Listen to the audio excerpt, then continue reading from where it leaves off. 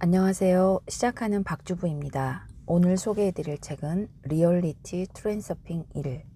지난 시간에 이어 여러분과 나누고 싶은 부분 읽어보도록 하겠습니다. 제4장 균형 중 돈.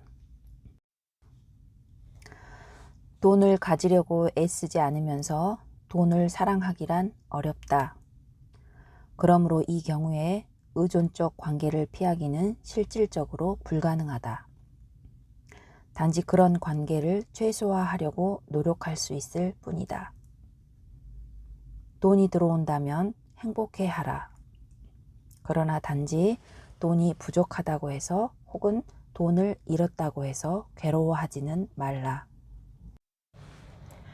괴로워할수록 들어오는 돈이 점점 줄어들 것이다.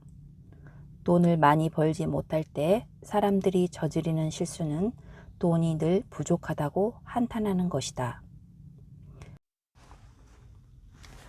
괴로워할수록 들어오는 돈이 점점 줄어들 것이다. 돈을 많이 벌지 못할 때 사람들이 저지르는 실수는 돈이 늘 부족하다고 한탄하는 것이다. 그 같은 에너지의 매개 변수는 궁핍한 인생 트랙과 일치한다. 돈이 갈수록 점점 줄어들고 있다는 불안감에 굴복하는 것은 특히 위험하다. 두려움은 에너지가 가장 많이 충전된 감정들 중 하나다.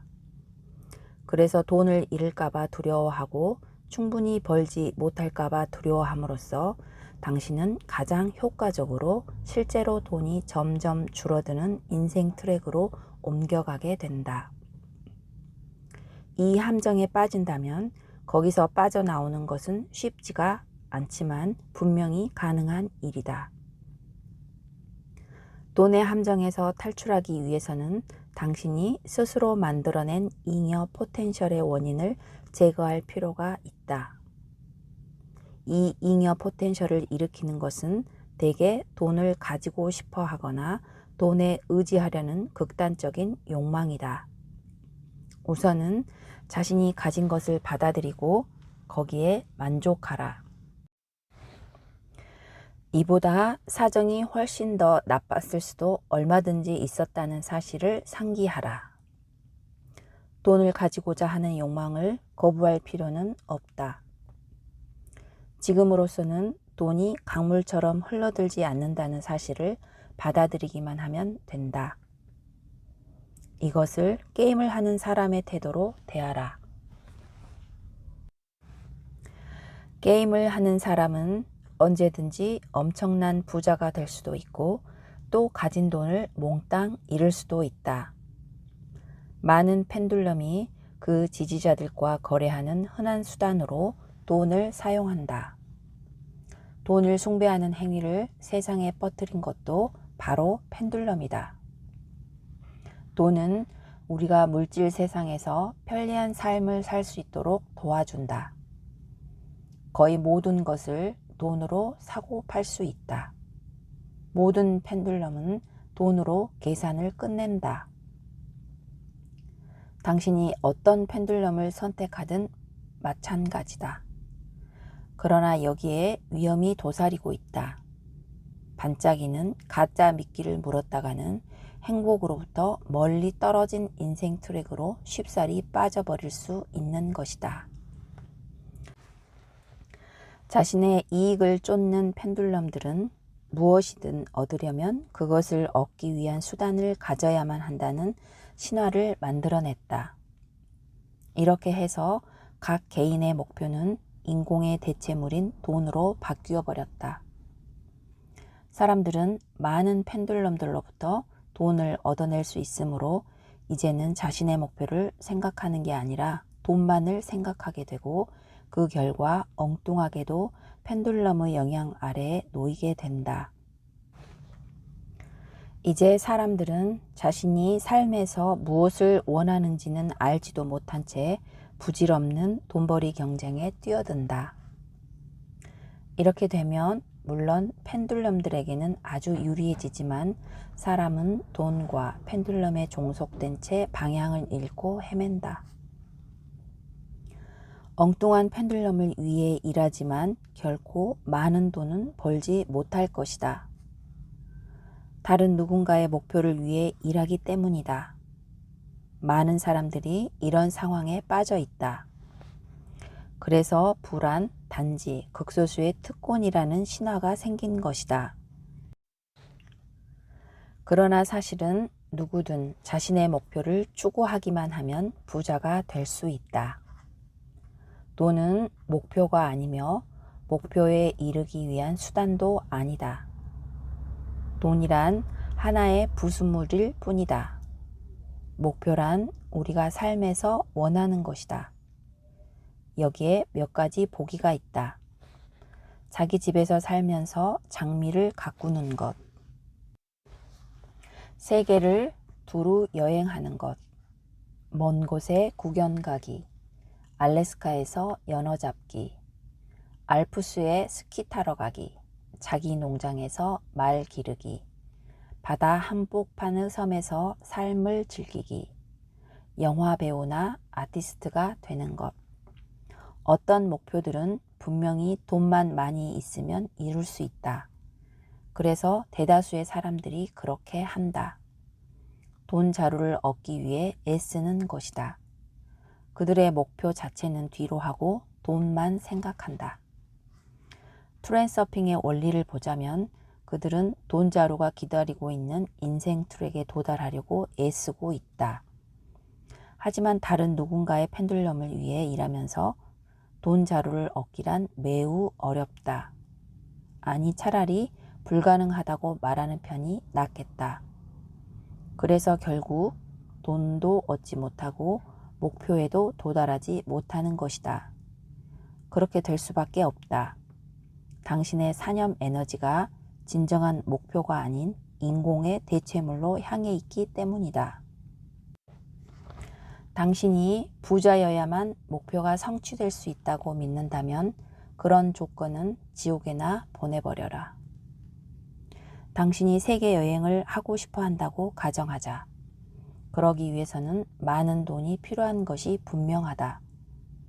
원하는 것을 얻기 위해서는 돈이 아니라 그 목표 자체를 생각해야 한다. 돈은 저절로 따라올 것이다.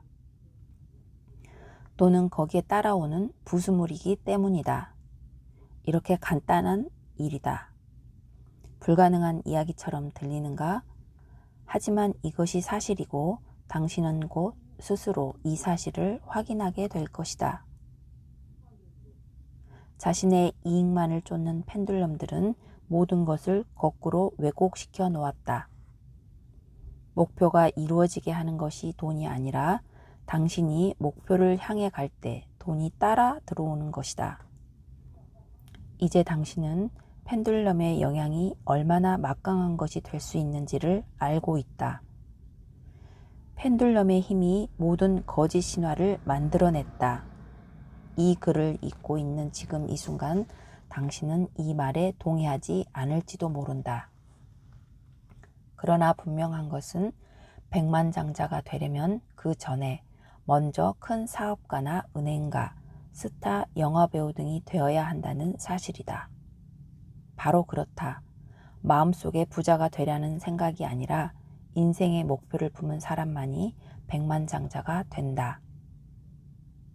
대부분의 사람들은 완전히 반대로 하고 있다. 그들은 다른 사람의 목표에 봉사하고 있거나 자신의 목표를 인조대체물로 바꿔놓고 있다. 또는 돈이 없다는 이유만으로 목표를 완전히 포기함으로써 부자가 될 조건을 만족시키지 못하고 있다. 사실 부에는 한계가 없다. 당신은 그 무엇이든 원할 수 있다. 그것이 참으로 당신의 것이라면 갖게 될 것이다. 반대로 가지고자 하는 그것이 펜듈럼이 당신에게 부여한 목표라면 당신은 아무것도 얻지 못할 것이다. 목표에 대해서는 나중에 좀 더 자세히 살펴볼 것이다. 나는 지금 조금 앞질러 가고 있는데 사실 돈에 대해서는 더 말할 것이 별로 없어서 목표에 관한 이야기를 앞당겨 하고 있는 것이다. 다시 한번 말하자면 돈은 목표를 향해 가는 길에 따라오는 하나의 부수물일 뿐이다. 돈에 대해서는 걱정하지 말라. 돈은 스스로 찾아온다. 지금 중요한 것은 잉여 포텐셜이 창조되지 않도록 당신이 돈에 부여해 놓은 중요성을 최소한으로 낮추는 일이다. 돈은 생각하지 말라. 당신이 원하는 것만을 생각하라. 그렇다고 해서 돈을 무시해서는 안 된다. 그 대신 돈을 주의 깊게 다루라. 길을 걷다가 100원짜리 동전을 발견하고도 게을러서 줍지 않는다면 당신은 돈을 가치 있게 대하지 않는 것이다. 돈을 소홀하게 다루면 돈의 펜듈럼은 아마도 당신을 호의적으로 대해주지 않을 것이다. 돈을 쓸 때는 아무 걱정도 할 필요가 없다. 당신은 어떤 것을 살 때 돈은 자신의 사명을 완수하고 있는 것이다. 돈을 쓰기로 결정했다면 나중에 그것을 후회하지 말라. 돈을 가능한 한 적게 써서 조금이라도 아껴보려고 애쓰면 강력한 포텐셜만 만들어질 뿐 아무런 이득이 없다. 그러면 돈은 한 곳에 정체되어 아무데로도 가지 못한다. 그럴 경우 당신은 모든 것을 잃게 될 가능성이 많다. 돈은 에너지장의 움직임이 일어날 수 있도록 현명하게 사용되어야 한다. 움직임이 없는 곳에는 포텐셜이 나타날 것이다. 부유한 사람들이 자선단체에 관여하는 것도 괜한 일이 아니다. 그로써 그들은 축적된 부에서 생겨나는 잉여 포텐셜을 줄이는 것이다. 제5장 유도전이 중 가난. 논리적으로 생각한다면 빈민가에서 태어난 단순한 사람이 어떻게 부자가 될 수 있을까? 범죄를 통해 부자가 되는 경우나 하룻밤 사이에 백만장자가 되는 동화 따위는 고려에 넣지 않기로 하자. 상식에 근거해서 논리적으로 생각해서는 이에 대해 아무런 그럴듯한 결론이 나오지 않는다. 그렇다면 일상적인 논리가 당신에게 무슨 소용이란 말인가? 트랜서핑은 상식의 틀 속에는 들어가지 않는다. 그러나 다시 말하지만 트랜서핑은 불가능해 보이는 것을 이룰 수 있게 한다. 논리적으로 행동하면 그에 따른 결과를 얻는다. 누군가가 궁핍 속에 태어났다면 그는 가난한 생활 환경을 만날 것이다. 그래서 그는 거기에 익숙해지고 자신의 비참한 삶의 주파수에 동조된 에너지를 방사할 것이다. 자신의 가난에 대해 오직 혐오감을 느끼고 부자들을 부러워하고 잘 살고 싶은 욕망만을 느낀다면 번영의 인생 트랙으로 옮겨가는 것은 대단히 어려울 것이다. 아니, 만일 당신이 이 세 가지 외에는 다른 것을 느낄 수가 없다면 부자가 되는 트랙으로 옮겨가기란 실제로 불가능하다고 하겠다. 왜 그런지 살펴보도록 하자. 모든 아이가 이 세상에 와서 최초로 발견하는 사실 중 하나는 아마도 이런 것이리라. 뭔가를 원하지 않는다는 사실만으로는 아직 그로부터 해방된 것이 아니라는 사실 말이다. 때로 그 영혼은 절망 속에서 이렇게 외친다. 나는 그걸 원하지 않아. 난 그저 그게 싫을 뿐이야. 왜 나를 가만 놔두지 않는 거야? 왜 내겐 늘 이런 일만 일어나는 거야? 아이들뿐만 아니라 어른들도 열이 나면 이런 식의 의문을 혼자서 던져보곤 한다. 원하지 않는데도 그럴수록 자꾸만 그런 일이 일어나는 이런 상황을 받아들이기란 정말 어렵다. 그것은 싫어하면 싫어할수록 가는 데마다 따라온다. 자신의 가난, 직업, 신체적 결점, 이웃, 길거리의 불황자들, 알코올 중독자, 마약 중독자, 개, 도둑, 범죄자, 무례한 젊은이들, 정부 등등을 미워할 수도 있다. 그런데 뭔가를 미워하면 할수록 그것을 삶 속에서 더 자주 마주치게 된다. 그리고 당신은 그 이유를 이미 알고 있다. 그것이 당신을 건드리면 당신은 그것에 대해 생각하게 되고 그 결과 당신은 원하지 않는 그것이 널려있는 인생 트랩과 같은 주파수의 에너지를 방사하게 되는 것이다. 이 에너지가 호감과 비호감 중에서 어느 방향을 취하든 그것은 중요하지 않다. 싫어하는 쪽이 더 강한 감정이기 때문에 그쪽이 오히려 더 효과적이다. 한편 당신에게 불쾌한 것은 모두가 당신에게 파괴적인 펜듈럼이 된다. 그리고 바로 그 이유로 당신의 감정적 고통은 펜듈럼을 더욱 높이 흔들어 놓는다. 마지막으로 당신이 그것을 극구 혐오한다면 그것은 곧 잉여 포텐셜이 만들어주고 있음을 의미한다. 균형력은 당신을 공격할 것이다. 왜냐하면 세상이 당신의 비위에 맞지 않는다면 세상을 바꾸는 것보다 한 사람뿐인 당신을 제거해버리는 편이 훨씬 더 쉽기 때문이다. 삶에 대한 부정적인 태도 속에 해로운 것들이 얼마나 많은지를 보라. 공핍하게 태어난 사람의 이야기로 돌아가 보자. 그에게는 부자가 되겠다는 꿈이 있다. 그러나 알다시피 꿈꾸는 것만으로는 아무것도 바뀌지 않는다.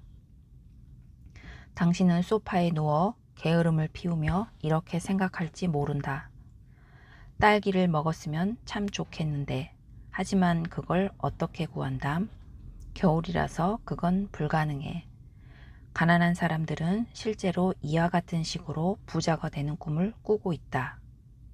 원하는 것을 얻기 위한 행동을 취할 준비가 되어 있지 않는 한 그것을 얻지 못한다.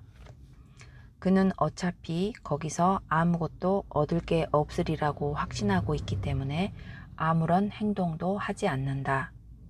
이것은 악순환의 골이다. 원하는 것 자체만으로는 아무런 힘도 없다. 그것은 손가락 하나도 움직일 수 없다. 손가락을 움직이는 것은 의도, 즉 행동하고자 하는 마음의 태세다. 의도는 또한 가지고자 하는 마음의 태세를 포함한다. 어떤 사람은 이렇게 말할 것이다. 그렇담 나는 정말 부자가 될 준비가 돼 있어요. 그야 사실 아주 간단한 일 아닌가요? 난 정말 부자가 되고 싶다고요. 역시 아니다. 원하기와 가질 태세를 갖추기 사이에는 깊은 심연이 놓여 있다. 예를 들어 공색한 사람은 부유한 환경이나 명품 백화점 같은 데서는 안 그런처럼 보이려고 아무리 애를 써도 어쩔 수 없이 물 밖에 나온 물고기 같은 기분이 된다. 그는 마음 깊은 곳에서 자신이 이런 것을 누릴 만한 사람이 못 된다고 느끼고 있다. 공색한 자에게 부는 안락지대가 아니다. 부유함이 불편하기 때문이 아니라 그가 이 모든 것으로부터 너무나 동떨어져 있기 때문이다. 새 안락 의자가 아무리 좋아도 쓰던 의자가 더 편한 것이다. 공색한 사람은 오직 부의 표면만을 본다. 호화주택, 값비싼 자동차, 화려한 실내 장식, 고급 사교 클럽. 공색한 사람을 그런 환경에 있게 하면 불편함을 느낄 것이다. 또 그에게 돈이 가득 찬 가방을 준다고 해도 그는 온갖 어리석은 짓으로 결국 그 돈을 다 날려버릴 것이다. 그가 내보내는 에너지의 주파수는 부유한 삶과 전혀 공명하지 않는다.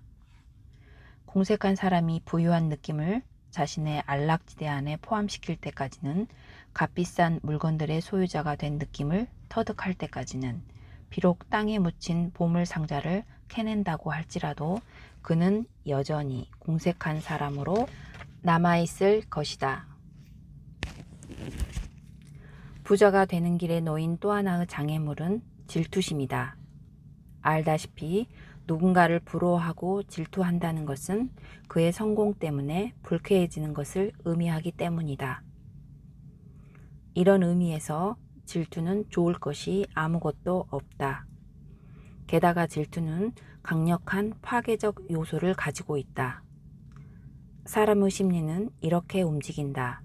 즉, 사람은 자기가 갖고 싶은 거에 대해 부러움을 품으면 그것의 가치를 온갖 방법을 다 동원하여 깎아내리려 한다. 질투의 논리는 이렇다. 난 그가 가진 것이 부럽다. 그것이 나에게는 없다. 아마 난 그걸 결코 갖지 못할 것이다. 그렇지만 내가 그보다 못한 게 뭐가 있는가? 그러니까 그가 가진 건 형편없는 것이고 내겐 그런 게 전혀 쓸모없다. 이런 식으로 소유욕이 방어심리로 변하고 그 다음에는 겁으로 바뀌는 것이다. 잠재의식은 모든 것을 문자 그대로 이해하기 때문에 거부는 그 미묘한 차원에서 일어난다. 의식이 질투의 대상을 낮춰보는 것은 자신을 다독거리기 위해 겉신용만으로만 그러는 것이지만 잠재의식은 모든 것을 심각하게 받아들인다.